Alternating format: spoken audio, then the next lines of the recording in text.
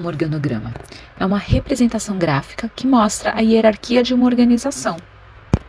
O organograma mais comum que conhecemos é o organograma vertical, ou seja, aquele que descreve as responsabilidades de cada um de cima para baixo. No topo, eu vou ter os cargos de maiores responsabilidades dentro da empresa. Geralmente, presidente, diretor, ou um termo muito usado recentemente que é CEO. CEO é a sigla para Chief Executive Officer. Trata-se de um diretor-geral ou um presidente da empresa. É o cargo que geralmente está no topo da hierarquia operacional. O organograma também pode ser horizontal, que é muito utilizado também hoje em dia, para mostrar que as funções estão no mesmo patamar de responsabilidades.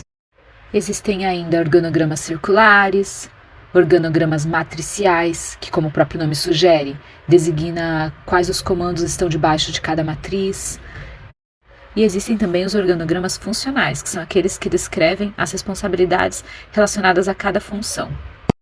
Agora que você já conhece o que são organogramas, cabe ao grupo definir quais os cargos que a sua empresa terá, relembrando mais uma vez que nós temos um limite de 10 funcionários. Após definir os cargos da sua empresa, você vai definir o organograma. Neste momento, o organograma será de cargos, então ele não deve exibir o nome de nenhum dos funcionários, de nenhum dos componentes, somente o nome das funções que serão exercidas, no caso, em cada cargo. Vamos falar agora de fluxograma.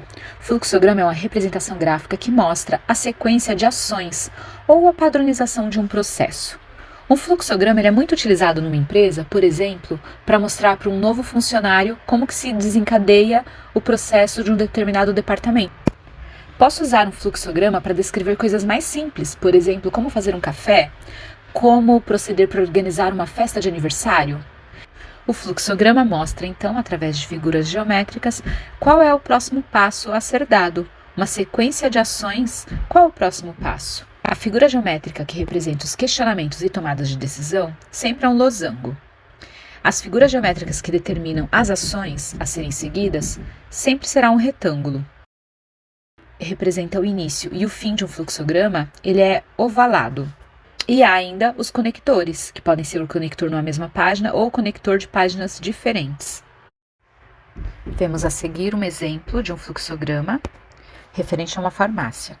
De início, o cliente solicita o remédio. Disponível em estoque? Se não, o processo é finalizado. Se sim, a pergunta é controlado?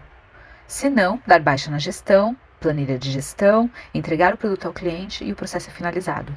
Se sim, pede a receita, o cliente possui receita? Se sim, arquiva a receita, dá baixa na planilha de gestão, entrega o produto ao cliente e o processo é finalizado. Se não, neste exato momento, o processo já é finalizado. Então, sempre que colocarmos a opção sim para a direita, ela deve sempre aparecer no fluxograma sempre à direita. Quando for colocada à esquerda, sempre deve aparecer em todo o fluxograma naquela mesma direção. Devemos então aqui ter atenção para o local que estamos colocando esses direcionamentos de sim e não.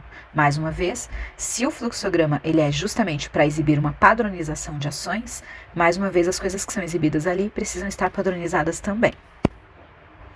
Aqui temos um outro exemplo de fluxograma. Aqui retrata a função de um setor de liberação de empréstimos. Temos lá o balão de início. O setor de vendas recebe a solicitação, funcionário verifica a documentação, analista avalia a solicitação, empréstimo aprovado? Se não, superintendente avalia a recomendação, exceção aprovada? Se não, comunica o cliente e se encerra o processo. Se o empréstimo for aprovado, gera a documentação e libera o empréstimo e se encerra o processo. Se o empréstimo não for aprovado, o superintendente avalia a recomendação, se a exceção for aprovada, gera a documentação e libera o empréstimo e o processo é finalizado. Aqui temos mais um exemplo, dessa vez o exemplo de uma loja de roupas, em geral. Então temos o balãozinho de início, na sequência o cliente deseja uma camiseta azul, disponível no tamanho do cliente? Se sim, encaminhar o cliente ao provador. Se não, mostrar outros modelos no tamanho que o cliente deseja. Cliente gostou? Se sim, encaminhar o cliente ao caixa. Se não, solicitar o tamanho e combinar a retirada posterior do cliente. Após qualquer uma dessas duas ações, agradecer e acompanhá-lo à saída. E o processo finalizou. Agora, junto com o seu grupo, vocês vão pensar na principal função do seu negócio. E vai tentar traçar esse fluxograma dessa principal função. Muita atenção para que esse fluxograma seja objetivo e direto. Quanto menos palavras dentro das figuras geométricas, mais objetivo ele se torna. Muito cuidado também para não colocar muitas figuras geométricas. Vamos tentar limitar aí entre 10 e 15 figuras geométricas.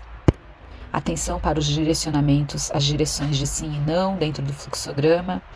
E o principal, ele precisa fazer sentido.